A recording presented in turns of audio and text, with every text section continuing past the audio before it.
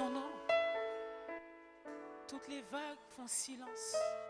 Quand je prononce ton nom, toutes les murailles sont renversées, car ton nom est puissant, Jésus.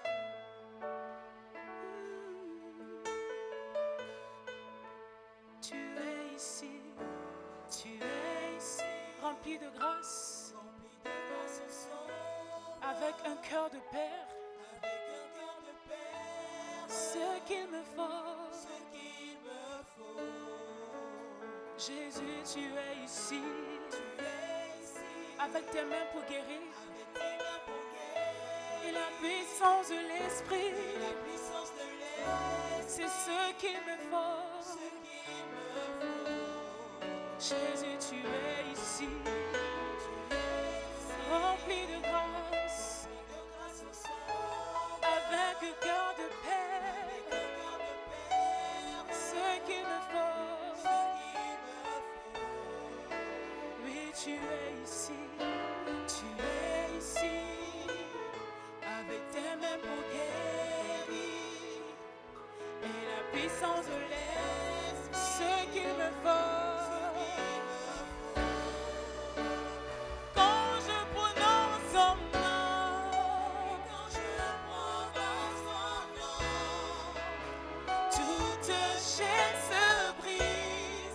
Je sais que tu peux tout faire, Jésus, jusque le sang de ton nom fait taire vent et vague.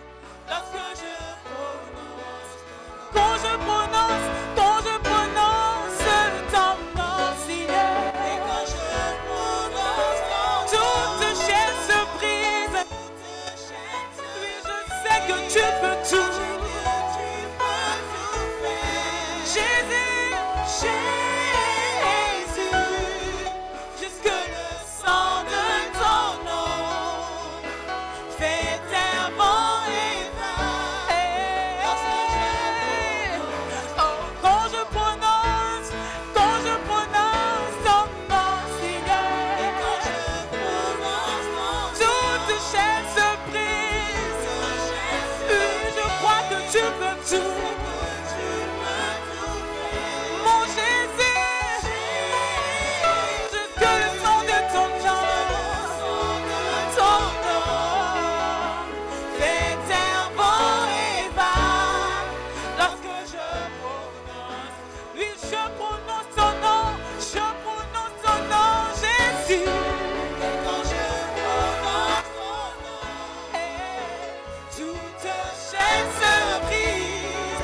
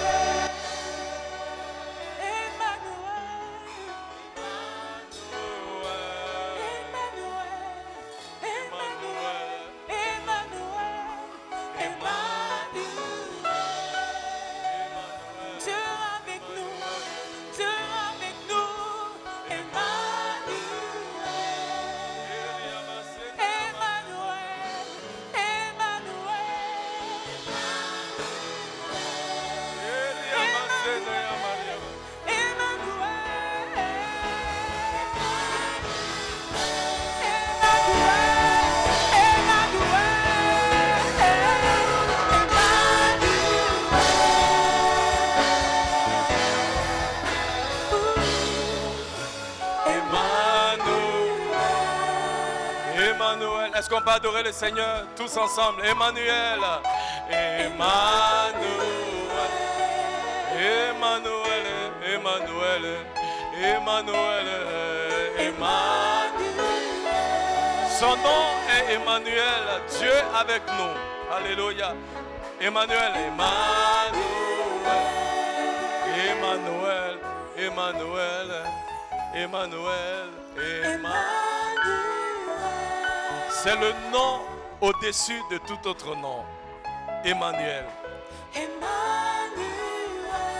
À la mention de son nom, tout genou fléchit dans le ciel, sur la terre et sous la terre. Il est l'amoureux de nos âmes, le Dieu de gloire, le Dieu fidèle et le Dieu grand. Il est le Fils du Dieu vivant qui est mort à la croix pour nous donner la vie. Il est notre Seigneur et notre Roi, le Sauveur de l'humanité, notre Rédempteur. Est-ce que tu peux élever la voix et lui dire merci? Bénis le nom de Jésus, bénis le nom du Seigneur.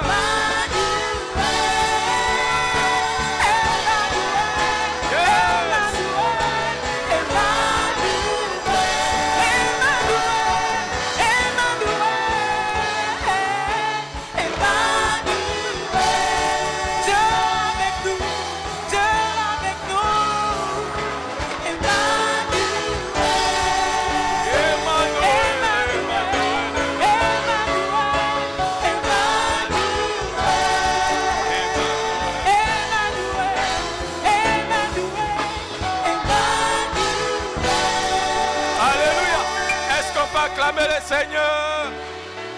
Acclamons Jésus. Acclamons le Roi des Rois. Acclamons le Dieu fidèle. Acclamons le Dieu grand. Acclamons notre Sauveur. Acclamons notre Rédempteur. Acclamons celui qui nous guérit, celui qui nous garde, celui qui pourvoit nos besoins. Son nom c'est Jésus. Il est Emmanuel. Dieu avec nous. Ah, Samaya Koriabasande. Emma. Emma. Emmanuel. Emma. Emma.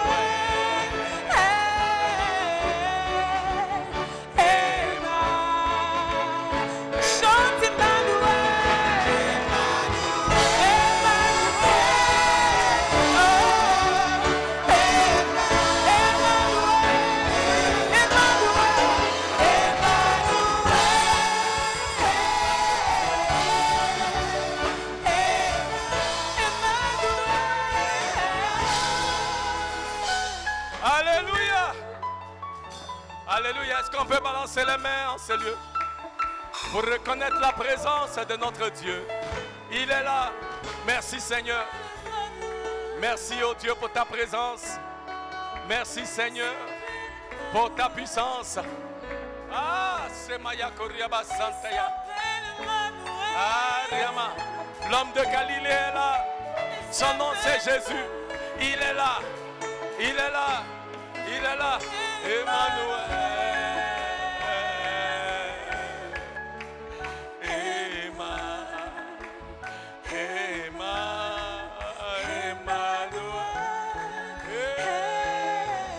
Adorons-le, adorons-le. Il est Emmanuel. Chante Emmanuel. Emmanuel.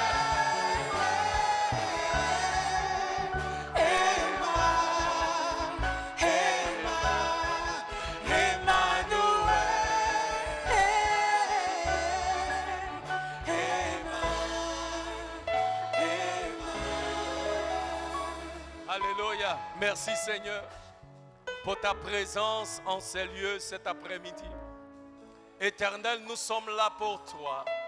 Maintenant même, oh Dieu, agis, guéris, sauve, délivre, affranchis, restaure. Ah, Riamakondo Yorobo Sanda Yama Riabakanda Yama. Yema Yama Riabasena Yama. L'homme de Galilée est là. L'homme de Galilée est là. Le roi de gloire est là. Le Tout-Puissant est là. Le Seigneur des Seigneurs est là. Jésus-Christ, l'agneau de Dieu. Jésus-Christ, le Fils de Dieu. Il est là pour guérir. Il est là pour sauver. Il est là pour délivrer. Il est là.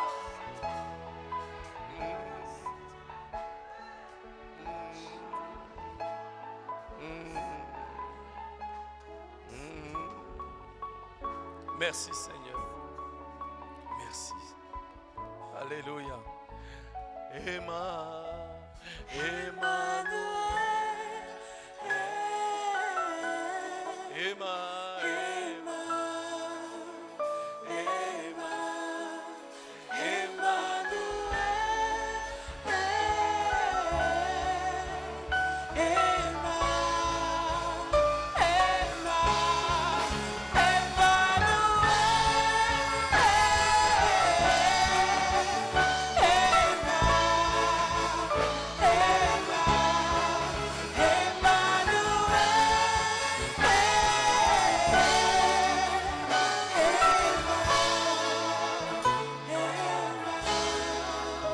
Alléluia.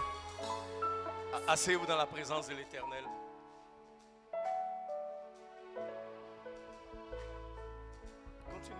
Continue. Don't stop. Merci Seigneur. Bien-aimé, le Seigneur est là. Alléluia. Le Seigneur est présent.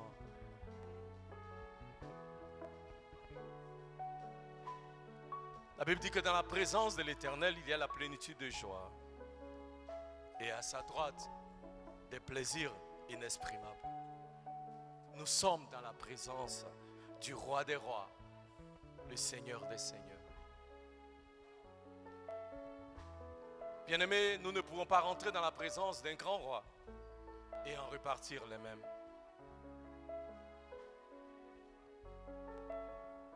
En 1995, je priais pendant une veillée de prière. Et pendant que je priais, les yeux fermés, à genoux, j'ai été ravi en esprit et je me suis retrouvé devant la présence de l'Éternel.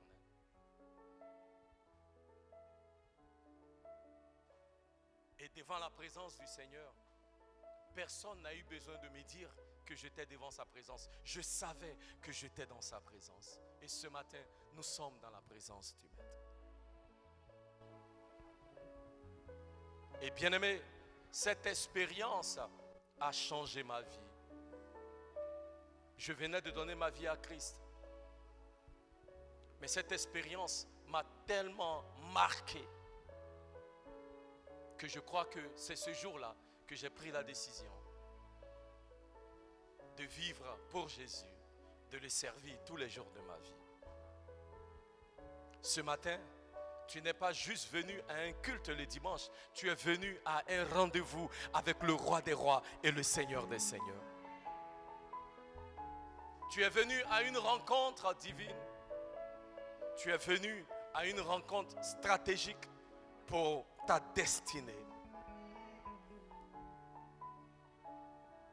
Et ce matin, la vie de quelqu'un ne sera jamais plus la même.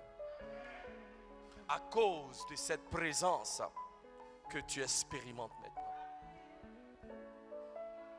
À cause de ce que l'Éternel va te communiquer maintenant. Ta vie ne sera plus la même.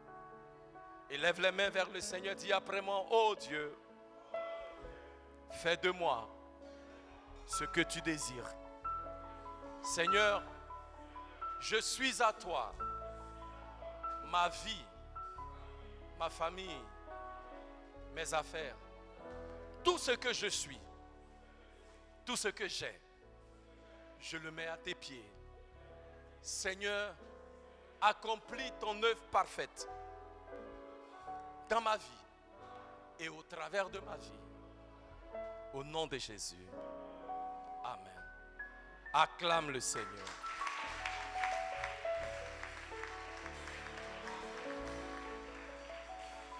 Alléluia. Bien-aimé, il y a des rencontres avec Dieu qui bouleversent la vie d'un homme. Alléluia. Amen. Amen. Et je prie que chacun de nous ait l'expérience d'une rencontre personnelle avec le Seigneur. Alléluia. Amen. Jésus a dit à la femme samaritaine dans le livre de Jean au chapitre 4, Jésus lui dit, Madame la Samaritaine, vous adorez ce que vous ne connaissez pas. Et l'une des raisons pour laquelle très souvent, nous les pasteurs, on se retrouve souvent à poursuivre des gens. C'est pourquoi moi j'ai dit, je ne poursuis pas quelqu'un pour venir à l'église ou pour servir le Seigneur. Parce que quand tu as eu une rencontre avec le bonhomme, personne n'a besoin de te poursuivre. Ouais, il y a championne. Personne n'aura besoin de te poursuivre. Le problème, c'est que nombreux parmi nous, dans nos églises, nous ne connaissons pas ce que nous adorons. Ma prière est que chacun de nous, que le voile soit arraché. Et chacun de nous arrive à un niveau de rencontre personnelle avec le Seigneur. Là où, comme Paul, ton nom sera changé de Saul à Paul. Nombreux parmi nous, on est encore Saul. Parce que tu n'as pas encore eu une expérience comme sur le chemin de Damas. Je prie que nous ayons tous une expérience sur le chemin de Damas. Une rencontre personnelle avec le Seigneur qui va bouleverser ta vie, qui va renverser ta vie dans le bon sens. Alléluia. Une rencontre personnelle avec le Seigneur. Et au sortir de cette rencontre-là, il est impossible pour toi d'être la même personne. Quand j'ai rencontré le Seigneur en 95, j'ai dit à mon épouse, j'ai dit, chérie, je ne sais pas ce que Dieu veut faire avec moi. Je ne sais pas ce que je serai un jour dans le Seigneur. Mais je sais une chose, je ne peux pas marcher comme je marchais avant. Oui, quelqu'un n'a pas eu besoin de me dire. Je dis, je sais une chose, je ne peux pas marcher comme je marchais avant. Et ce jour-là, j'ai pris la résolution devant le Seigneur. Là où j'étais avant, tous les vendredis, on fait chez les anglophones, ici c'est pas très courant, mais chez les anglophones, il y a ce qu'on appelle happy hour. C'est-à-dire que tous les travailleurs, vendredi, après le travail, on se retrouve dans un bar. Et je faisais ça fidèlement tous les vendredis. Et j'ai fait ça de 1988 jusqu'à 1995, quand j'ai connu le Seigneur. Et quand j'ai rencontré le Seigneur, j'ai dit, Seigneur, tout comme j'étais fidèle à aller au happy hour tous les vendredis, sans manquer un vendredi, Seigneur, je prends l'engagement maintenant d'être à la prière, à la veillée de prière, tous les vendredis, sans interruption. Et bien aimé, j'étais dans le département d'intercession. Le ministre Bandama est ici, on était ensemble, il me connaît. Alléluia. Et je suis allé à la veillée de prière, doyen, tous les vendredis de minuit à 6h du matin, sans interruption pendant 4 ans. Oui, championne. Non, c'est quoi, 95? Mes premiers congés, c'était en 1999, oui, c'est ça. Où j'ai pris ma femme, on allait en France pour la première fois, pour nos 5 ans d'anniversaire de mariage. C'était la première fois, championne, depuis 1994, que je ratais une veillée le vendredi. Non-stop. Tous les vendredis soirs, de minuit à 6h du matin, j'étais à la veillée des prières. Tous les vendredis soirs. C'est un engagement que j'ai pris avec le Seigneur. Et j'ai dit, Seigneur, tout comme depuis 88, je vais fidèlement à happy hour, sans rater un vendredi. Seigneur, moi, je veux fidèlement aller te servir tous les vendredis à la veillée des prières. J'ai refusé d'aller en vacances. Parce que si je vais en vacances, je vais rater la veillée. Donc je suis là. Bien aimé, quand tu as rencontré le bonhomme, on n'a pas besoin. Les gens papillonnent ici d'une église à une autre. Non, il y a quelque chose qu'on n'a pas encore vu. C'est à cause de ça que Dieu nous aide. Ouais. Et que Dieu nous donne de foi. Moi, des fois, je regarde dans l'église, je dis, mais attends, il y a des gens, même vous êtes sauvés comment? Parce que vraiment, le Dieu que moi je connais qui m'a sauvé là, moi, c'est pas comme ça que Dieu nous appelle à marcher avec lui. C'est pas comme ça que Dieu nous appelle à marcher avec lui. Non. Il y a une grâce dans laquelle tu vas marcher avec le Seigneur. Il y a un prix que tu dois être à payer pour le Seigneur. Que tu dois être prêt à payer. Tu ne connais pas la marche de quelqu'un. Tu ne sais pas où il est rentré avec le Seigneur. Il faut laisser comme ça. Alléluia. Il y a quelque chose avec rentrer dans la présence de Dieu pour nous-mêmes. Rencontrer le Seigneur pour nous-mêmes. Connaître le Seigneur pour nous-mêmes. Je ne sais pas pourquoi je vous dis ceci. Mais le Seigneur m'a parlé la première fois. Dans un temple bouddhiste, je n'étais même pas chrétien. J'étais en train de faire mes incantations. Nam-yo, rengeyo, nam-yo, rengeyo. Et puis j'ai entendu la voix du Seigneur. Sors de cet endroit. 1992. Et en 1994, la voix est venue encore. La voix me dit, pendant que j'étais à l'église, sors de cet endroit. Et puis maintenant, moi, je réponds à la voix. Mais je suis déjà sorti. Il dit, ah, tu te rappelles. J'ai dit oui à la voix. Et puis, c'est une voix qui me parle à l'intérieur de moi. Et puis, moi et puis la voix, on a la conversation. Et puis, il me dit, tu te rappelles. J'ai dit, mais je te rappelle, c'est toi, tu m'as parlé dans les temps de bouddhisme. Je suis sorti. Qu'est-ce que tu veux encore? Et puis, je n'entends pas la voix. 2 secondes. Et puis, la voix revient. Et puis, la voix dit, tu te souviens? J'ai dit oui. Et puis, la voix me dit, c'était moi, Jésus-Christ.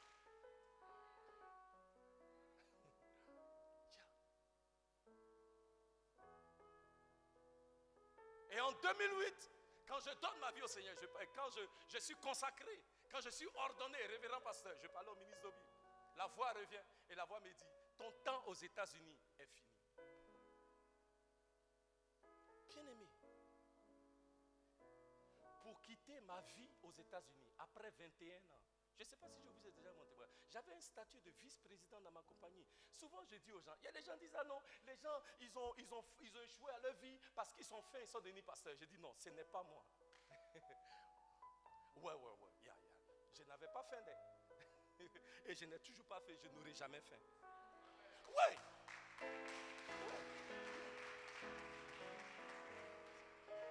Il dit aux gens, si c'est l'argent on cherche, ce n'est pas pasteur, je vais devenir, je suis comptable de formation. Je sais où on cherche l'argent, vous aussi. Soyons sérieux, donc vous dire aux gens, respectons-nous, s'il vous plaît. J'entendais quelqu'un qui est sur l'internet, avant-hier seulement là. Il dit 80% des pasteurs à Abidjan sont des faux. Parce que tous cherchent l'argent. J'ai dit, ok, d'accord, que Dieu te bénisse.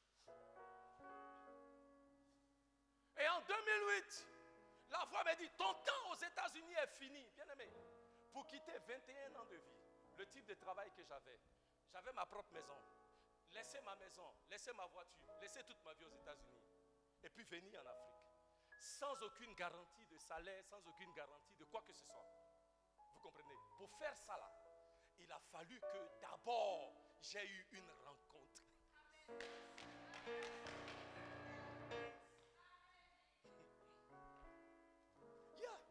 Je le dis en direct, les gens n'ont qu'à m'entendre. Je connais très peu de pasteurs qui quittent leur vie aux États-Unis et viennent s'asseoir en Afrique. J'ai laissé pasteur là-même. Très peu de chrétiens. Champion, ce qui fait la différence, c'est ta rencontre avec le bonhomme. Le type de relation que tu as avec lui, le type d'intimité que tu as avec lui. Ce n'est pas un homme qui m'a amené ici. Quel homme pouvait m'amener? Qu'est-ce qu'ils vont me dire? Quel salaire ils vont me donner? J'ai entendu la voix du bonhomme. Le Seigneur m'a dit, ton temps est fini. Maintenant là, je t'envoie quelque part. Je t'envoie ailleurs. Il y a des gens qui ont besoin de toi. Il y a des gens qui ont besoin de ce que j'ai mis en toi. C'est ça qui a fait on a quitté. Mais bien aimé, tu peux prendre ce type de décision dans ta vie parce que tu connais la voix du bonhomme. Parce que tu as eu une rencontre avec le bonhomme. Tu as eu une rencontre avec le bonhomme. Quand je suis arrivé, c'est les gens qui disaient, ah non, l'évêque, pour les gens qui connaissent un peu l'histoire de notre arrivée ici, les gens qui disent, mais l'évêque aussi, comment il peut envoyer des gens ici? Vous pensez que c'est quelqu'un qui m'a envoyé? Est-ce que quelqu'un peut m'envoyer? Quelqu'un ne peut pas m'envoyer. Il n'y a aucun évêque, il n'y a aucun homme, il n'y a aucune femme qui peut m'envoyer. Parce que l'évêque ne peut pas payer mon salaire. Parce que pour m'envoyer, ça veut dire qu'on me propose un salaire comme ce que j'avais ou meilleur à ce que j'avais. Ce n'est pas quelqu'un qui m'a envoyé. C'est le Seigneur qui m'a envoyé.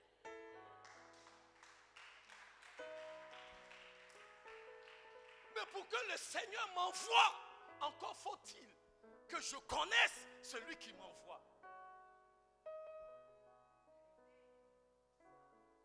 Il faut que nous regardions notre marche avec le Seigneur, l'intimité qu'on a avec lui, la communion qu'on a avec lui. Et tu viens à l'église. Pas parce qu'on a dit coronavirus, et tout comme ça, les gens ils sont assis à la maison. Ne viens pas parce que les autorités ont dit. Quand tu pries là, qu'est-ce que Dieu te dit? Si Dieu te dit d'aller l'adorer, mais va adorer ton Seigneur. Yeah. Le tout, il est question de la relation avec Dieu, la rencontre personnelle qu'on a avec le Seigneur. Je disais aujourd'hui, bon, souffrez que je laisse un peu mon message. Est-ce qu'on peut se parler même? Hein, on peut se parler? Je disais aujourd'hui, hein, bien aimé, tu ne peux pas servir le Seigneur si tu n'es pas un fanatique. Oui, Jean-Paul. La seule manière de servir Dieu, c'est de devenir un fanatique de Jésus-Christ. Oui, champion, je vous dis la vérité. La seule manière de servir le Seigneur, c'est de devenir fanatique. Le problème de l'église, c'est qu'on a trop de sympathisants et très peu de fanatiques. Donc pour servir, on a problème. Pour donner, on a problème. On a problème partout. Parce qu'en majorité, nos églises sont remplies de sympathisants du Seigneur. Et non de réels disciples. Et tu ne peux pas devenir un réel disciple si tu ne connais pas le bonhomme, si tu n'as pas rencontré le bonhomme, si tu n'as pas une intimité avec le bonhomme, si tu n'as pas eu l'opportunité, ma foi, de rencontrer face to face avec le Seigneur. Quand Paul a rencontré le Seigneur, Paul est devenu un fanatique de Jésus-Christ. Il a écrit les 2 tiers du Nouveau Testament. Pourquoi? C'était un homme en feu pour le Seigneur. Montre-moi un homme, une femme qui est en feu pour le Seigneur. Je te montrerai un homme, une femme qui a rencontré le bonhomme. Je ne connais pas quelqu'un qui a réellement rencontré le Seigneur et qui n'est pas fou de Jésus. Ça n'existe pas. Oui. Nombre parmi là, on est froid, tu es molon comme ça dans ta foi là. Mais c'est parce que tu ne connais pas le bonhomme. C'est parce que tu n'as pas réellement d'intimité avec lui. C'est parce que tu n'as jamais réellement rencontré le bonhomme comme ça. Jean dit, quand je l'ai vu dans Apocalypse, il dit, je suis tombé comme mort. En 1995, quand j'ai rencontré le Seigneur, j'étais à genoux comme ça et j'ai baissé la tête. Je ne pouvais pas lever la tête. Je suis resté comme ça, tête baissée, plus je ne sais pas pendant combien d'heures. Quand je me suis levé, j'étais une nouvelle personne et je le savais. Oui. Ouais. Quand je me suis levé, j'étais une nouvelle personne et je le savais à mon fort intérieur que ma vie ne pouvait jamais repartir pour être la même chose.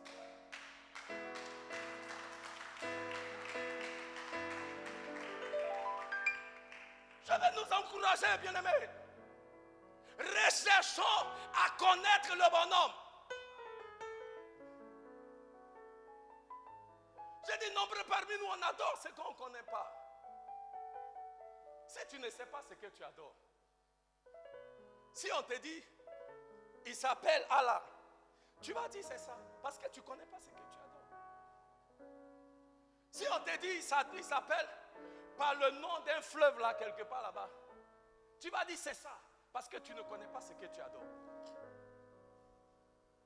Pourquoi aujourd'hui les prophéties prospèrent dans nos églises? Parce qu'on ne connaît pas le Seigneur. Yeah. Et tous les charlatans qui sortent de partout là, ce qu'ils vous disent, c'est ça vous prenez. C'est ça les Ivoiriens disent, et c'est vrai. Hein? Là où il y a Gaou, il y a bonheur. Je vais dire quoi? Il y a des gens qui profitent de votre ignorance. Quand la Bible nous dit que la prophétie la plus sûre, c'est celle de la parole. Nous recherchons tout, sauf la parole de Dieu dans les églises. On n'est pas prêt pour la parole. Les églises où on prêche la parole, où on met l'accent sur la parole, comme les églises, comme ici à Bethel-Langrée, là où nous voulons donner une place particulière à la parole de Dieu. On dit, ah, le pasteur n'a plus l'onction, il n'y a pas de prophétie là-bas. Mais les prophéties tu as pris depuis que Moïse est mort là, ta vie est devenue quoi?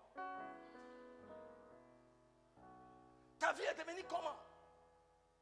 Ce qui va te changer, ce qui va te transformer, c'est la parole du Seigneur. C'est ce que le Seigneur te dit. Et je vous dis en vérité, si tu ne connais pas le bonhomme, ta foi tantôt est en haut, tantôt c'est en bas, après c'est en haut, après c'est en bas, parce que tu penses que c'est une église qui t'a appelé, parce que tu penses que c'est un pasteur qui t'a appelé, parce que tu penses que les gens ne te parlent pas dans l'église, parce que tu penses que tout le monde est contre toi, parce que tu penses que ta vie ne va pas bien, parce que tu penses que depuis que tu es chrétien, les choses n'avancent pas. Bien-aimé, quand tu connais le bonhomme, parce que le bonhomme, lui-même, il est sûr, il est popo du pot, ta vie est toujours constante.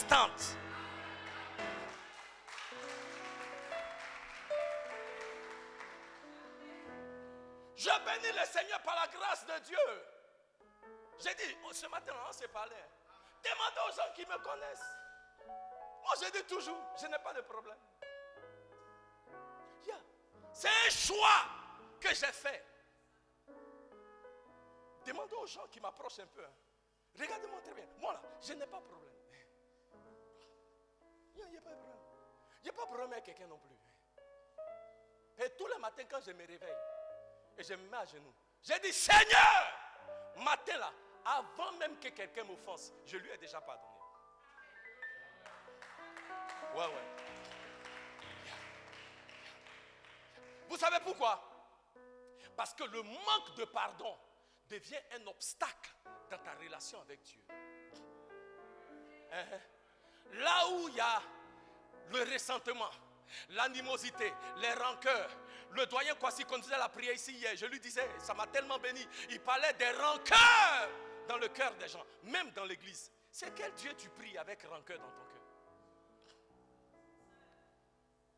Je ne peux pas permettre qu'il y ait une rancœur dans mon cœur. Vous savez pourquoi?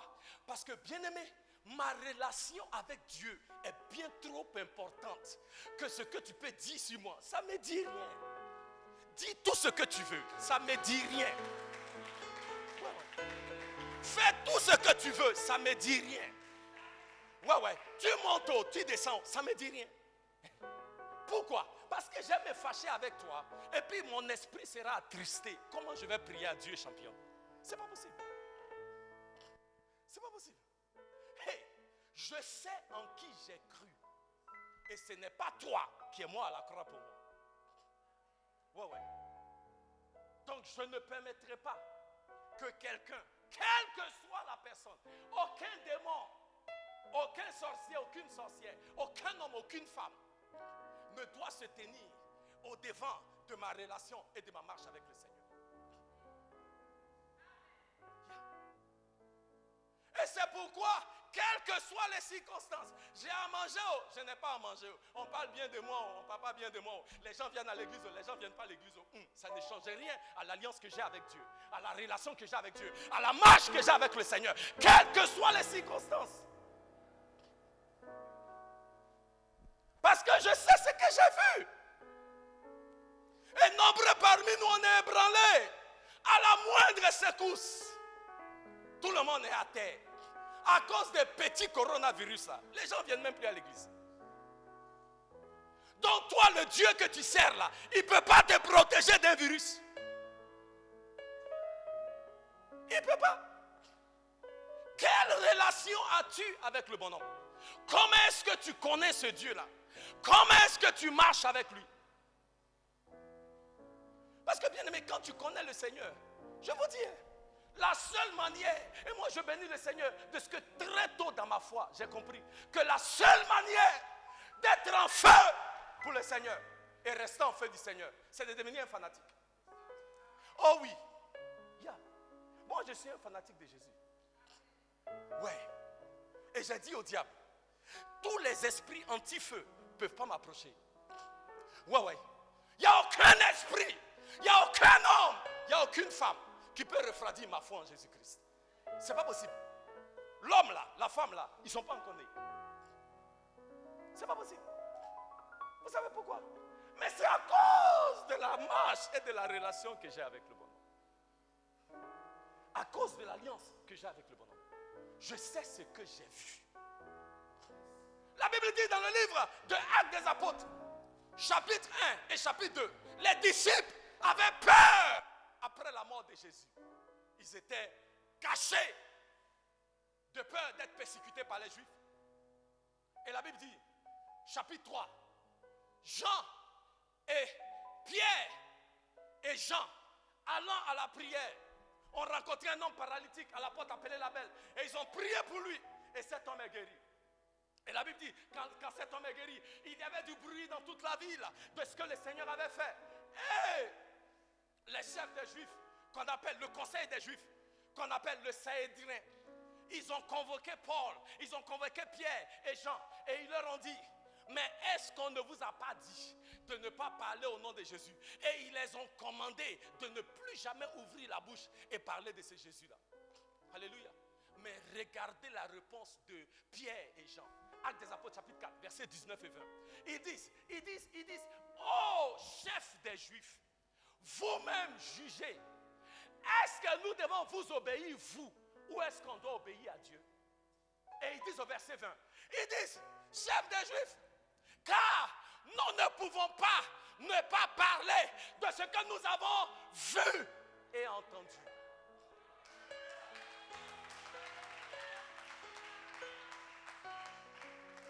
Bien-aimés, ils ne disent pas, championne, ce qu'on nous a dit. Ah, je veux que quelqu'un comprenne. Ils ne disent pas ce qu'on nous a dit. Ils disent ce que nous-mêmes on a vu et ce que nous-mêmes on a entendu. C'est ça. Car nous ne pouvons ne pas parler de ce que nous avons vu et ce qu'on a entendu. Bien aimé, ce que tu as vu là, ça brûle en toi. Ce que tu as entendu là, ça devient du feu dans ton esprit. Et tu ne peux pas t'empêcher de parler des choses que tu as vues et des choses que tu as entendues. La parole de l'Éternel qui entre en toi devient comme du feu. Tu es un homme en feu. Tu es une femme en feu. Parce que tu as vu le Seigneur. Parce que tu as entendu le Seigneur. Et à cause de ce que tu as vu, à cause de ce que tu as entendu, quelqu'un ne peut pas t'attraper. On dit, ah lui là, il est waré pour Jésus. Oui, tu es waré pour Jésus. Parce que ce que tu as vu, ce que tu as entendu, c'est trop fort. Ça ne te donne pas la paix. Ça ne te donne pas le sommeil. Tu es troublé. Ah, j'ai entendu en 2008, ton temps aux États-Unis est fini. Champion, je me lève comme ça. J'ai dit, arrière de moi, Satan. Mon temps est fini aux États-Unis, je vais aller où? Je suis parti aux États-Unis en 1988. J'avais 19 ans, champion. Et de 19 ans là, depuis 88 jusqu'à en 2008, je suis venu ici une fois. En 2004, et c'était à cause de Bethel. C'est Pasteur Witherspoon qui a payé mon billet. Et il m'a dit, pardon, viens à Abidjan, tu vas voir l'église là. Parce que Dieu me met à cœur que tu dois prendre la responsabilité de l'église. Champion, moi je ne suis pas venu ici. En 1992, j'ai pris la citoyenneté et puis j'ai dit, je ne vais plus en Afrique. Mais en 2008, Dieu m'a dit, ton temps est fini. Et j'ai dit au Seigneur, non Seigneur, ça là il faut qu'on parle. Et c'est fini là, je vais aller où? Même en Côte d'Ivoire là, c'est comme un pays étranger pour moi. Puisque j'ai quitté très jeune et je ne suis plus reparti là-bas. Je ne sais pas ce qui se passe là-bas. J'ai dit, hey, ton temps ici est fini, commence à faire bagage. J'ai dit, Seigneur, il faut laisser. Ça là, on va négocier. Et je rentre dans une forme de négociation avec le Seigneur. Et le Seigneur me regarde. Champion, je me lève matin, je vais au travail. Je suis assis comme ça à mon bureau. Et puis on m'envoie les dossiers. Je traite les dossiers comme ça. Je commence à travailler à 8 heures.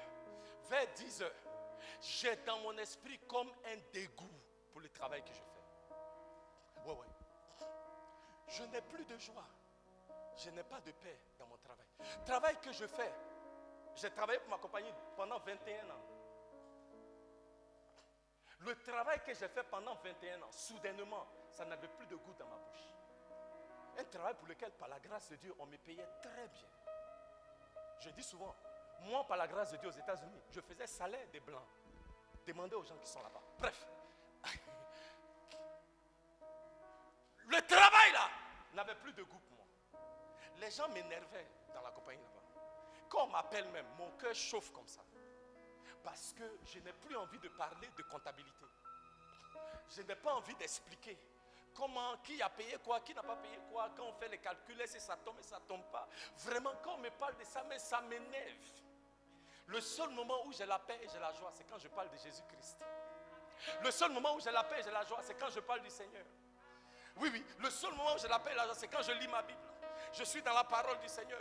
Le ministre Vandement se rappelle, parce que chez nous, on avait les pauses, ça dure 1 heure. J'attendais mon heure de pause, parce que pendant mon heure de pause, c'est là que j'utilisais pendant 1 heure pour étudier la Bible. Parce qu'aux États-Unis, je travaillais en plein temps et j'étais pasteur en plein temps de la communauté francophone. Donc c'est pendant mes heures de pause que je prenais pour étudier la parole. Et j'attendais chaque jour. J'étais comme quelqu'un qui est dans le désert, qui a soifé. J'attends midi pour pouvoir étudier un peu la parole. Bien aimé, à un moment là, je ne tenais plus. J'ai dit non, il faut que je parte. Il faut que je démissionne. Je ne peux plus rester. Je ne peux plus rester. Bien aimé, tu ne peux pas faire ça là. Si c'est quelqu'un qui t'a dit. Tu ne peux pas faire ça là. Si tu as entendu ça dans une prophétie quelque part, tu ne peux pas. Non, ce n'est pas possible. Et souvent, l'un des problèmes que nous avons, nombreux parmi nous ont dit, ah non, les serviteurs de Dieu, c'est des menteurs.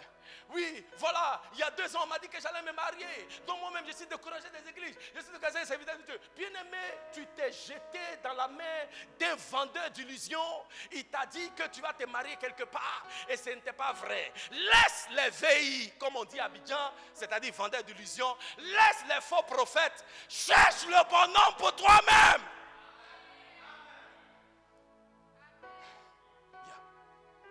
Cherche le bon nom pour toi-même. Il va te parler. Dieu parle toujours. Il n'a pas fini de parler.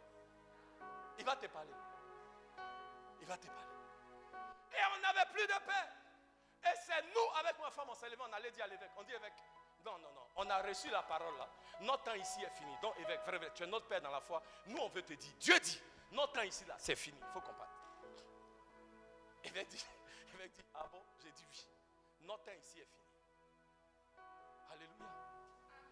Alléluia. Notre temps ici est fini. C'est le temps de partir. Et l'évêque a prié, on a prié avec lui. Et le moment venu, l'église nous a imposé les mains. Et nous sommes partis. Mais il fallait que le Seigneur nous parle. Et quand tu sais que le Seigneur est avec toi, c'est pourquoi la Bible dit, si Dieu est pour nous, qui peut être contre nous?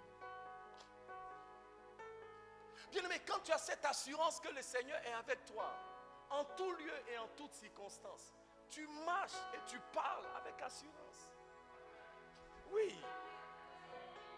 C'est comme j'ai dit là, je sais qui m'a appelé. Je n'ai pas peur de vous regarder dans vos yeux et vous parler. Oui. Je suis ici, mais c'est le Seigneur qui m'a dit de venir. Il faut que je m'arrête. En 2011, et puis je vais m'arrêter ici. Aujourd'hui, là, je voulais qu'on se parle. Ça peut aller. Est-ce que quelqu'un a aidé parce qu'il n'y a pas de matin là?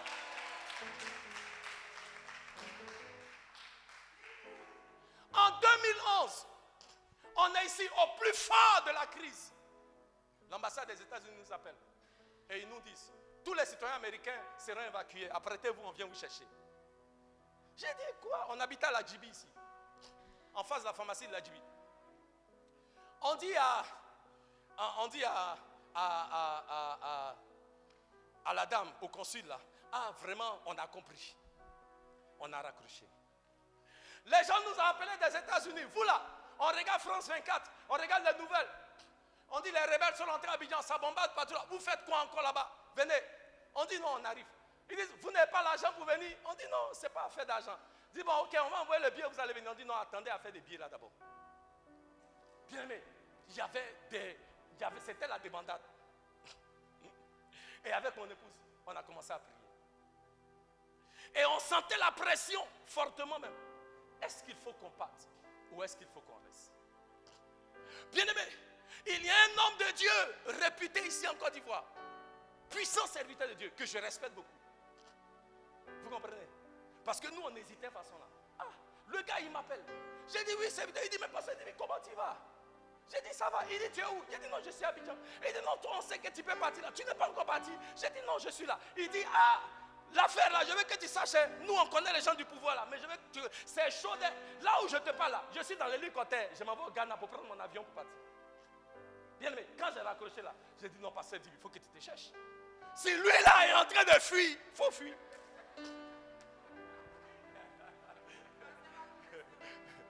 Merci. Je vous dis la vérité. Un puissant serviteur de Dieu. Je vais pas vous dire le nom. Mais bien respecté, je ne dis pas en Côte d'Ivoire. J'ai dit tuer. J'ai dit à ma femme, bébé, il s'en va. Hein? Et nous aussi, et nous. Et on a décidé, on a dit, prenons 3 jours de jeûne et on va sonder le Seigneur. Et mon épouse et moi, on a décidé de rester à la maison 3 jours. Et on a commencé à prier. Et au 3e jour, j'entends la voix. Dis après moi, la voix. J'entends la voix. Je ne sais pas prophétie, j'ai entendu. Bien aimé, prophétie là, ce n'est pas un problème. Je dis seulement que la Bible dit, la voix, la prophétie la plus sûre, c'est celle de la parole. Ok, il faut qu'on se souvienne de cela. Très important. J'entends la voix. La voix dit, Esther, chapitre 3, je crois chapitre 3, verset 16 ou chapitre 4, verset 16. Il dit, pasteur Dibi, tu vas où? Ne sais-tu pas? Parce que la Bible dit que Esther, quand on lui dit qu'il y a un décret qui a été envoyé pour détruire le peuple juif, Mardochée lui envoie un message. Et elle veut tourner. Ah non, Mardochée, c'est vrai, je suis la reine, mais dans le royaume là, tu ne peux pas voir le roi s'il ne t'a pas invité. Ça fait plusieurs mois, le roi ne m'a pas vu. Je ne sais pas. Mardochée dit, Esther, je vais paraphraser, tais-toi.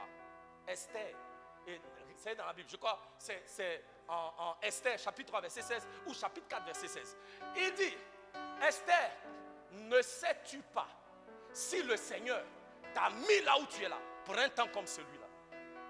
Bien-aimé, c'est le message qu'on a reçu avec mon épouse. Et j'ai dit à mon épouse, ça veut dire que Dieu nous dit, no bouging. Dis après moi, no bouging.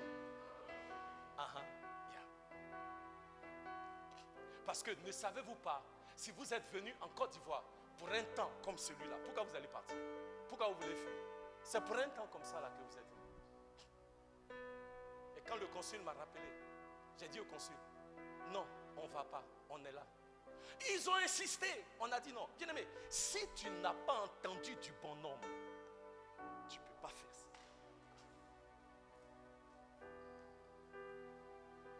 Et on peut se lever parce que tu vois, ça tire, les gens meurent, tout ça là. Et puis, regarder tes émotions, penser à ton bien-être, penser à ta famille, parce qu'il y avait ma femme.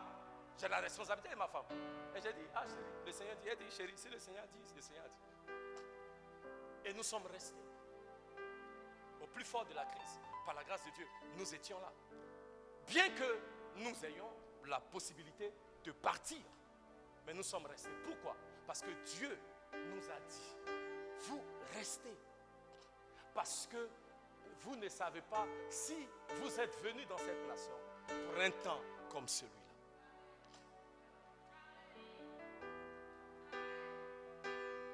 Donc même au plus fort de la crise, nous sommes restés. Même au plus fort de la crise, on était toujours en feu pour le Seigneur. Même au plus fort de la crise. Même au plus fort de la crise. Quand le bonhomme nous parle. Je vais vous donner un autre témoignage. On priait tous ici pour que Dieu agisse, qu'il opère la délivrance. En 2011, pendant la crise, on priait, on criait. Et j'ai entendu la voix. Il dit, hey, arrête de prier. Arrête de gêner par rapport à la situation du pays. Parce que je vais répondre, mais pas de la manière que vous pensez. Donc arrête. C'était à la veille de l'arrestation du président Gbagbo. Je me suis levé, j'ai dit à ma femme, chérie, j'ai entendu la voix. Il dit, on n'a qu'à arrêter de prier parce que lui, il va répondre, mais pas de la manière qu'on veut. Ça veut dire, ils vont certainement l'arrêter. Je vous dis la vérité. Et nous, on a arrêté de prier, on a arrêté de jeûner. On a commencé juste à rendre grâce à l'Éternel. On dit non, la prophétie de Mardochée. Vous vous rappelez, non, c'était Mardochée. Hein? Malachi, voilà. Il a dit, ouais, c'est bon. Mais moi, j'ai entendu la voix. Il m'a dit, arrêtez de prier. Parce que je vais répondre, mais pas de la manière que vous êtes en train de prier. Bien aimé, je vais m'arrêter ici pour aujourd'hui. Alléluia. Je veux seulement nous dire, Dieu veut que l'Église se réveille. ce que je veux dire, c'est quoi? Un peuple qui a vraiment une intimité et une marche avec le Seigneur reste en feu. Yeah. Quand tu as rencontré le bonhomme et tu sais en qui tu as cru, ta foi ne vacille pas. Quelles que soient les circonstances, quels que soient les problèmes, quelles que soient les oppositions, quelles que soient les pandémies, tu n'es pas ébranlé. Pourquoi? Parce que tu sais en qui tu as cru. Acclamons le Seigneur.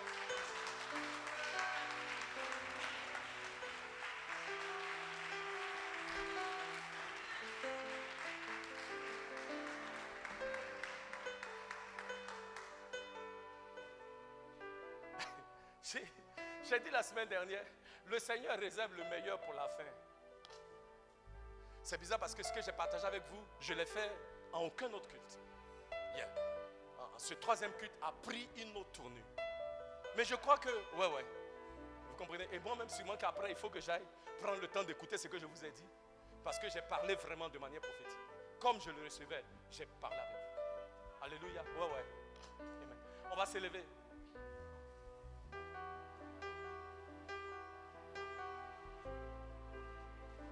Élève les mains vers le Seigneur.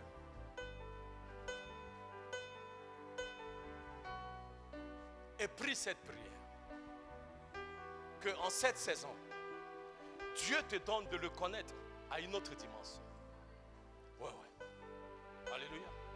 Parce que la dimension à laquelle tu connais l'Éternel va déterminer la marche que tu as avec lui.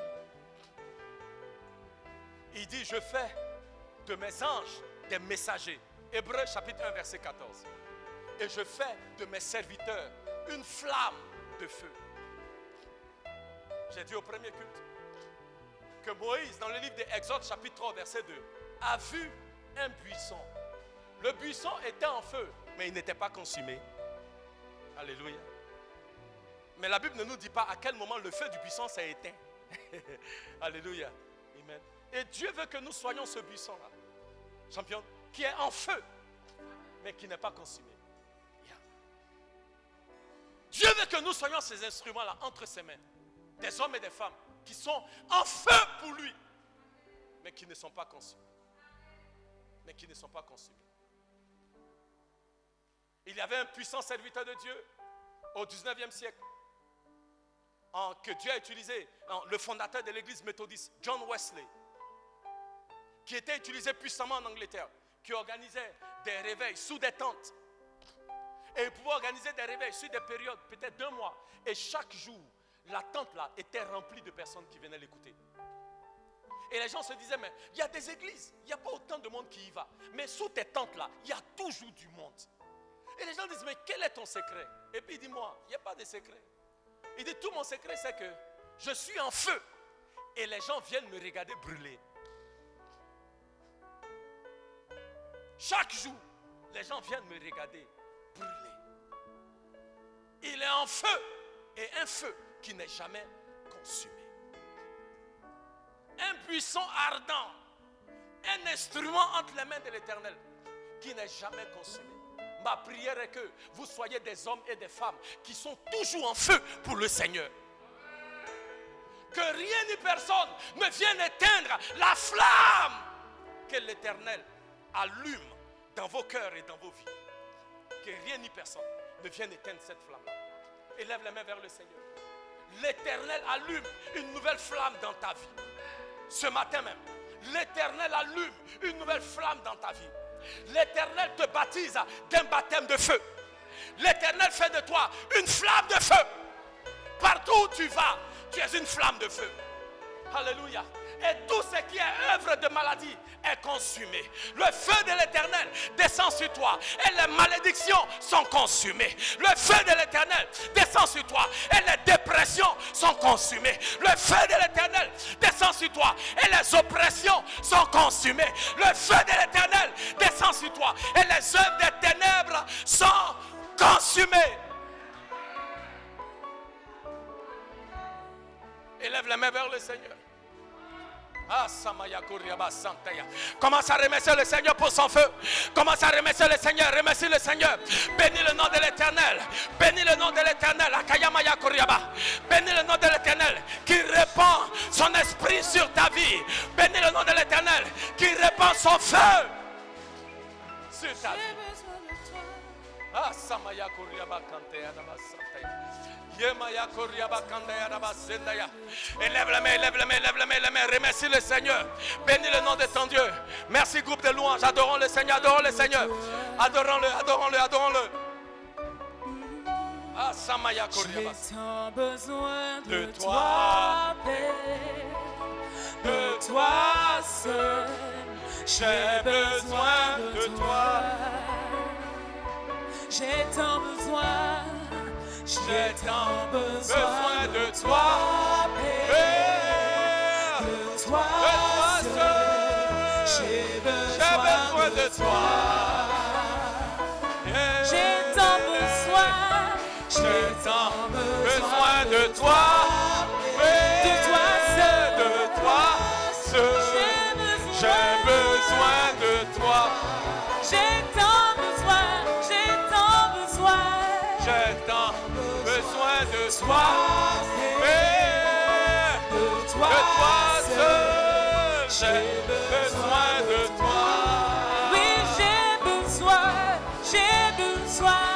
J'ai tant besoin de Toi, Père, de toi de toi seul. seul. J'ai besoin de toi. J'ai tant besoin de toi, Seigneur. J'ai tant besoin de toi. Toi, Père, Père, de toi de toi seul. seul. J'ai besoin de toi. Oui, j'ai besoin de toi. J'ai tant besoin de toi. De Père, toi seul. de toi seul. De toi seul. J'ai besoin de Toi seul peut me satisfaire. Toi seul peut me satisfaire. J'ai tant besoin. J'ai tant besoin. J'ai tant besoin de toi.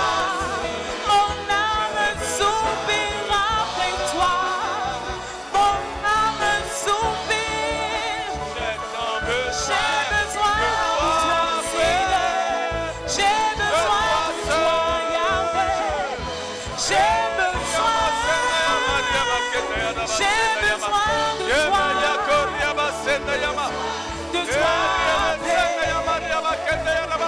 De toi, J'ai besoin. J'ai besoin. J'ai besoin de toi. J'ai tant besoin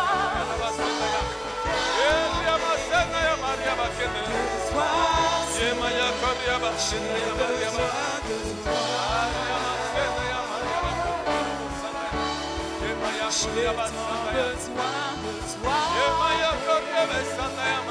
De toi, j'ai besoin de toi. Yes, J'ai tant besoin de toi, Père, de toi seul, j'ai besoin de toi.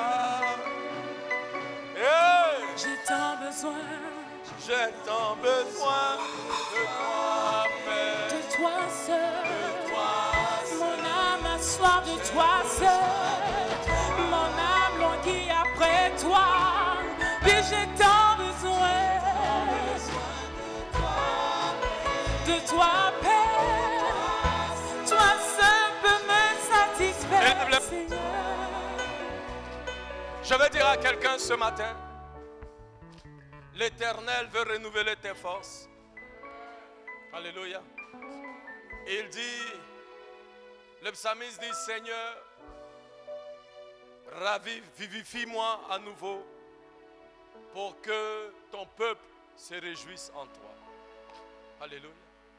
Dieu veut nous réveiller pour que nous expérimentions la joie que lui donne. Alléluia. Alléluia. Quand tu es en feu pour le Seigneur, tu as toujours la joie dans ton cœur.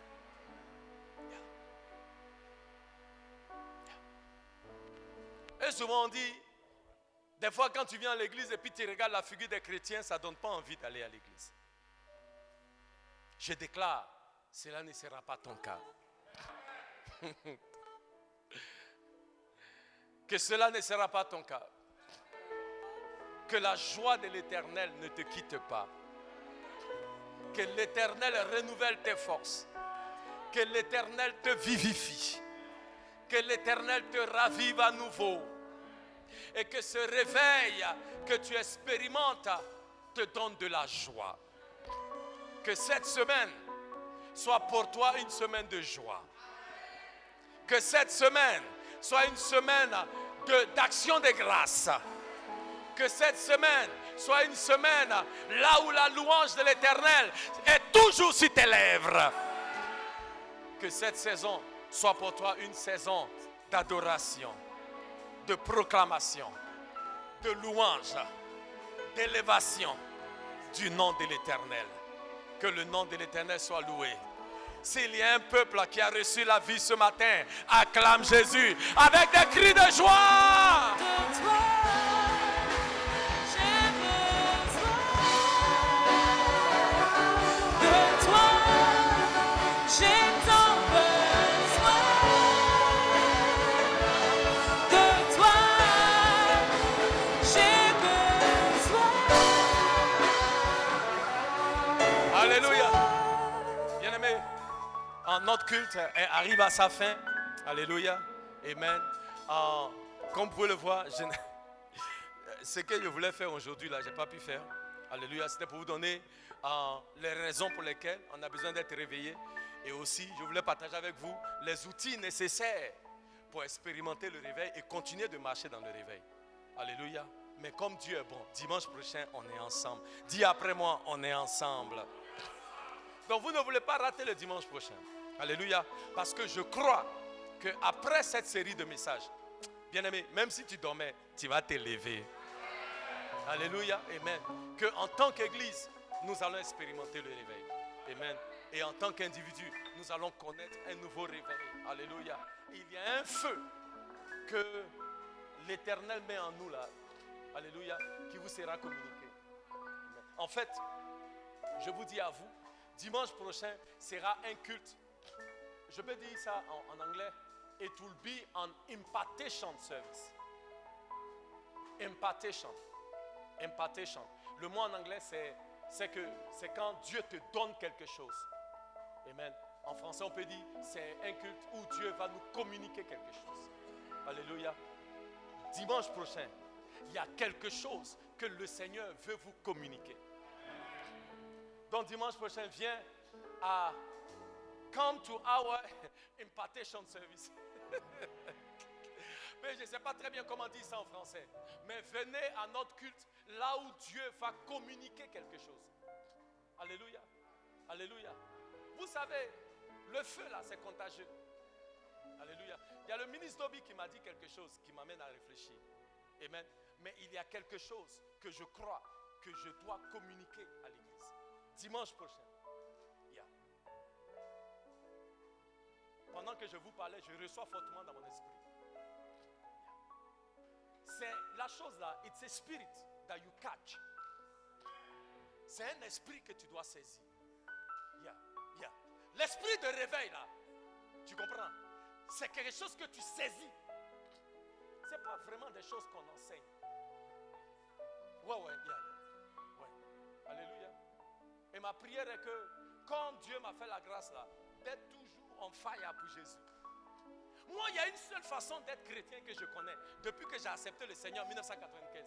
C'est être en feu pour le Seigneur. Je ne connais pas une autre façon de chrétienté. Je vous dis la vérité. Yeah, moi, je ne connais pas une autre façon de chrétienté. La seule forme de chrétienté que je connais, c'est être en feu pour Jésus. Yeah. Alléluia.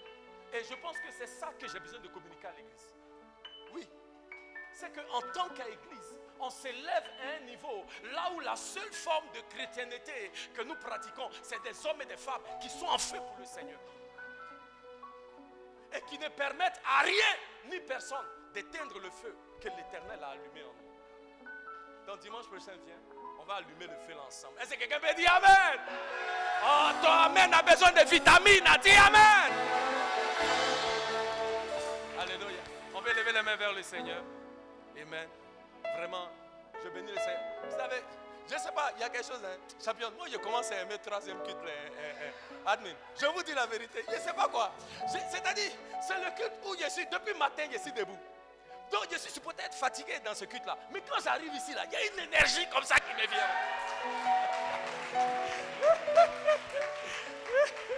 Alléluia. Amen. Il faut dire aux autres là, il y a onction au troisième culte.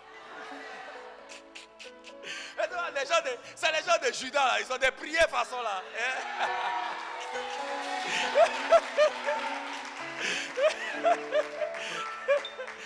C'est la prière des gens, c'est la prière de l'administrateur de Wolu, c'est ça qui me donne le feu là. Alléluia. Alléluia.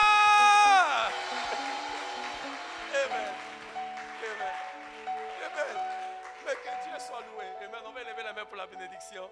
Amen. Toutes les bonnes choses ont une fin. Invitons quelqu'un pour le culte de dimanche prochain. Nous serons ensemble encore. Que l'Éternel vous bénisse et que l'Éternel vous garde. Que l'Éternel fasse briller la lumière de sa face sur vous et soit gracieux envers vous. Que l'Éternel tourne la lumière de sa face sur vous et qu'il vous accorde sa paix. Que le shalom de l'Éternel soit votre lot, maintenant et pour toujours. Au nom de Jésus. Et le peuple de Dieu dit Amen. Que Dieu vous bénisse.